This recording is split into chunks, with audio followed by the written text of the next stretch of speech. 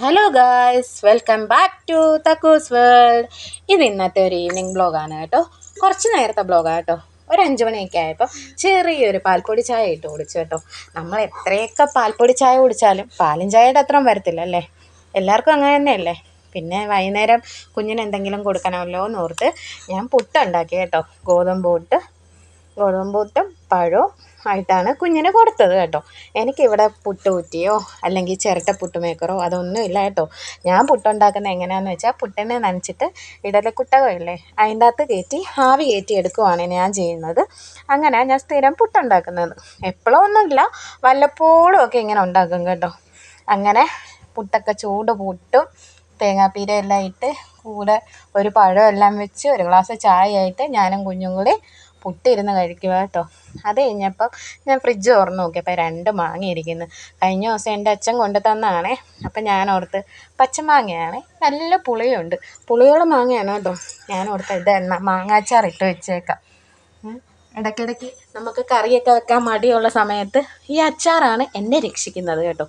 അപ്പം അച്ചാറും പപ്പടം വറുത്തും ഒക്കെ കൂട്ടി ചോറുണ്ണാമല്ലോ. അങ്ങനെ ഞാൻ മാങ്ങയുടെ തൊലിയൊക്കെ അരിഞ്ഞുകൊണ്ടിരിക്കുകയാണ്. പിന്നെ മാങ്ങ കുഞ്ഞായിട്ട് അരിഞ്ഞ് ഉപ്പൊക്കെ ഇട്ട് പുരട്ടി ഞാൻ അവിടെ വെച്ച് കേട്ടോ, ഒന്ന് സെറ്റ് ആവാനായിട്ട്. ആ സമയം കൊണ്ട് ഞാൻ കുറച്ച് പാത്രമൊക്കെ ഉണ്ടായിരുന്നു, അതെല്ലാം കഴുകി വെച്ച് അതിന് ശേഷമല്ലേ ഞാനെന്നാൽ മാങ്ങാച്ചാർ ഉണ്ടാക്കാമെന്ന് ഓർത്ത് മാങ്ങാച്ചാർ ഉണ്ടാക്കാനായിട്ട് നിൽക്കുവാണ്. എനിക്കില്ലേ സ്റ്റാൻഡോ മൈക്കോ ഒന്നുമില്ല കേട്ടോ. ഞാനിങ്ങനെ ചെടിച്ചട്ടിയുടെ സൈഡിലും കുപ്പി വെച്ചിട്ട് വെള്ളം വാട്ടർ ബോട്ടിൽ വെച്ചിട്ട് അതിൻ്റെ സൈഡിലുമൊക്കെയാണ് ഞാൻ ഫോൺ ചാരി വെക്കുന്നത്. അതിൻ്റേതായിട്ടുള്ള എല്ലാ കുറവുകളും ഈ വീഡിയോയ്ക്കകത്ത് കാണും കേട്ടോ. അതൊക്കെ എനിക്കറിയാതെ പതിയെ നമുക്കെല്ലാം ശരിയാക്കാം കേട്ടോ. അങ്ങനെ ഞാൻ മാങ്ങാച്ചാറെല്ലാം ഉണ്ടാക്കി.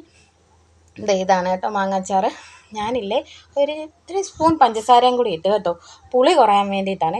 പുളിയാണെങ്കിൽ അങ്ങനെ ആരും കഴിക്കത്തില്ല, ഞാൻ പോലും എടുക്കത്തില്ല, ഈ ഇട്ട് വെക്കത്തേ ഉള്ളൂ. ആ സമയത്ത് ഇച്ചിരി പഞ്ചസാര ഇട്ട് ഇച്ചിരി മധുരവും ഇച്ചിരി പുളിയും എരിവും ഒക്കെ ആകുമ്പോൾ നല്ല ടേസ്റ്റാണ് കേട്ടോ. പിന്നെ ഞാൻ നേരത്തെ കാണിച്ചില്ലേ ഗ്ലാസ്സിൽ മറ്റേ ഞാൻ ഇഞ്ചിയും വെളുത്തുള്ളിയും കൂടി ചതച്ചിട്ടാണ് കേട്ടോ ഇടുന്നത്. അല്ലാതെ ഇഞ്ചിയും വെളുത്തുള്ളി അങ്ങനെ തന്നെ ഇടുമല്ല, ചതച്ചിട്ടാണ്, ചെറുതായിട്ടൊന്ന് ചതച്ചിട്ടാണ് കേട്ടോ ഞാൻ ഇടുന്നത്. അതിൻ്റെ പുറകെ ഞാൻ അരി ഇട്ടു. ഉച്ചയ്ക്ക് വെച്ച സാമ്പാറൊക്കെ ഇരിപ്പുണ്ടായിരുന്നു. ഇന്ന് രാത്രി ഈ സാമ്പാറും മാങ്ങാച്ചാറും കൂട്ടി കഴിക്കും. അങ്ങനെ ഞാൻ പുറത്തോട്ടൊക്കെ നോക്കിയപ്പോൾ ചെറിയൊരു മഴച്ചാറ്റലുണ്ട് കേട്ടോ. അപ്പോൾ ഇന്നത്തെ ദിവസം അത്രയൊക്കെ ഉള്ളൂ. ഈ വീഡിയോ ഇഷ്ടപ്പെട്ടാൽ ലൈക്ക് ചെയ്യണം, ഷെയർ ചെയ്യണം, സബ്സ്ക്രൈബ് ചെയ്യണം. ബൈ.